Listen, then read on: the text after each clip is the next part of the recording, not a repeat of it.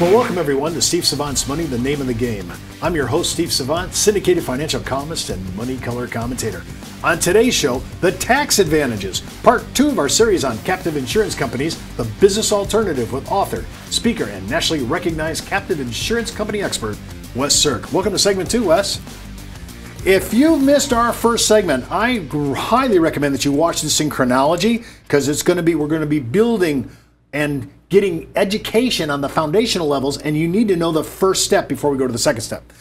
Tax advantages. Well, this is one of the big reasons why people listen to this, and this is why you're on our show, because we're always looking for very good tax management issues. You know, yesterday we talked about insurance management. We're trying to manage our insurance and see if we can profit by actually managing our risk well.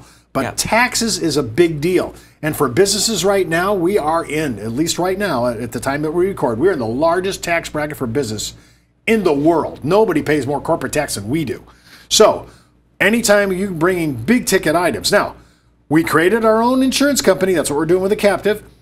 I would like to know everything I can put inside that captive. Now, we talked about medical care. That I get.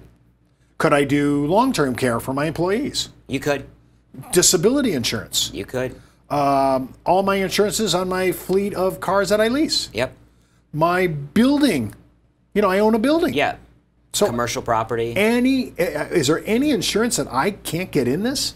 No, but it has to do with the economies of scale. Mm-hmm. Because remember, in the first show we talked about reinsurance. Mm-hmm. Reinsurers want to play at a certain level. Mm-hmm. You know, large reinsurers, if you're doing commercial property, they're going to want you to take the first $250,000 of every claim. Mm-hmm. So if your policies are only $7,000 a year, it doesn't make sense. You're still going to pay the reinsurer a large amount of money.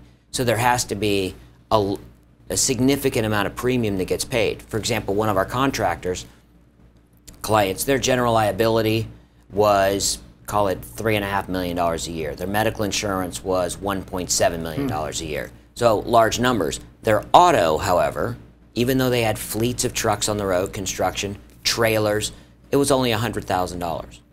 So we said, you know what, let's not put it in there. Let's keep it in the traditional market because one bad accident every 5 years will wipe out all those years of underwriting profit. So something where you have some frequency and there can be severity is something where you'd say, you know what, let's just keep that if the premiums aren't large enough. So it's worth it to assess that before you install or insert, like in your example, car insurance or auto insurance into the plan. Because Correct. You're going to be obligated for a certain amount. It sounds like is that akin to a deductible? Very similar. Yeah. Okay, so they can think of it like a deductible. So you're up for the first, whatever it is, $250,000 for your reinsurance. So you don't want to put, like you said in this auto, I keep that in traditional, regular insurance outside the plan.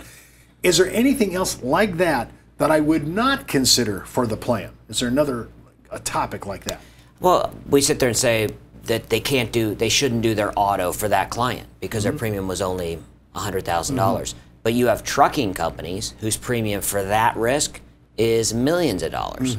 So it's a perfect fit for them for their commercial auto, but not for the contractor. So if you look at, you can do health insurance and workers' comp. Now, if let's say your workers' comp, your health insurance, you're a law firm. Your health insurance is $1 million a year, and your workers' comp is $35,000. Then you do the health insurance and leave the workers' comp in the traditional market. You don't always have to do there. So the premium, there has to be some level of premium that makes it financially viable. In your experience, you've done a lot of these captives. Are you walking through the CFO or the CPA of the firm? You're walking through the mechanics of what should and should not go into this captive insurance company.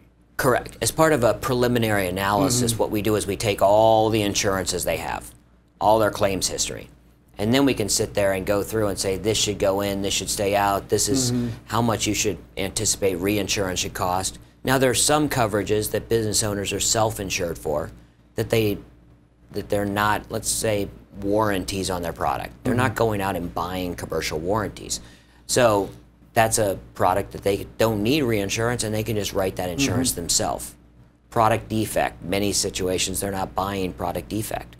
Product recall, many business owners don't have recall at all. Even if they're selling consumer products, they don't have recall. Because they just look at that as, you know, if I have a recall, I'm just going to have to pay it out of cash flow. So there's reasons not to put everything in the captive.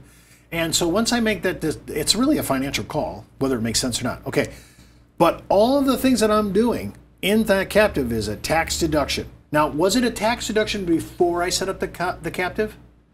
Yes. Okay, so I was still getting the deduction anyways. But you were paying it to the traditional insurance companies. I'm paying it to my company now. So before, if you get a deduction for $1 million if you were paying it to AIG and Blue Cross. Just like you get the $1 million if you paid it to your own insurance company. The big difference is that you actually get to keep some of that money versus when you pay the Blue Cross and your workers' comp company, they're not giving you any of your money back. Okay, so at the end of the year, I've always taken my deductions, and I love that. We talked about the cost of setting it up yesterday. It's a little stiff because you got to put reserves up there, but over in the big plan or the big picture, this is a pretty good deal. I did a good job this year. I managed my risk. I have money left over. What do I do with the surplus? I know I don't have to pay taxes on it, which to me is amazing that that's not in there, but what am I doing with it? Am I letting it ride? Yeah, many of our clients leave that money. That's their start over again money. They're not taking the money out at the end of every. We have a few that at the end of 2 years, 2.5 years, they'll take a dividend from their insurance company, which is fine. But a lot of them just leave it in there, and just because think of your auto insurance. In the first show, we talked about how your investments have to mirror whatever the actuarial assumptions are. So think about your auto. It starts December 1st and ends November 30th. Well, while it's in that policy period, it's sitting in your reserves. And that's where we talked about safe, secure, liquid in case you have claims. But once it moves over to excess capital and surplus, you have more flexibility with what you do with it. You can invest it more longer term. Well, if I may, I'm trying to think of what did captives do when we went through the 2008 market meltdown? Because a lot of people probably had in mutual funds, had their insurance monies in mutual funds and ETFs. What happened in a situation like that? Was that really a match of risk because of the bad market? As surprising as it may sound, many of our clients have their money in money markets, government CDs, government so they're securities. Conservative. Yeah, they're conservative. So even though you could use mutual funds and ETFs, most of the ones that you deal with have not done so. Yeah, for the most part. Okay, so people are pretty conservative about this because they want to be able to make sure that money's there. Correct. Now, as we see, I've noticed the Fed's kind of ticking up, so maybe that we're going to get some even more relief if we get a little bit better rates. Yeah. Well, I was going to say one thing that we didn't touch on is insurance companies use mark-to-market accounting. So at the end of every month, so if you buy a mutual fund for, let's say you put it in $1 million and it lost 10%. Now you only have $900,000 in there. We have to report the value of the insurance company at 900, not the million, even though they haven't really lost the money, because the insurance commissioners, they want to know in the event that there's a claim, how much money can they get their hands on. Well, then I just hear you say there is no such thing as paper loss then. Yeah. I mean, basically, there's not a paper loss. No. So they're marking it to market, and if it's $900,000, even though you didn't take it out, they're going to look for that annual statement. They're going to say you lost, so I have to declare what the actual holding is today. Correct. Wow. Because they want to know how much would you have. Now, large insurance companies have to do that on a daily basis. Really? Have to report what their investment portfolios are on a daily basis. And a lot of the American corporations that use captive insurance companies, some of these numbers are astronomical.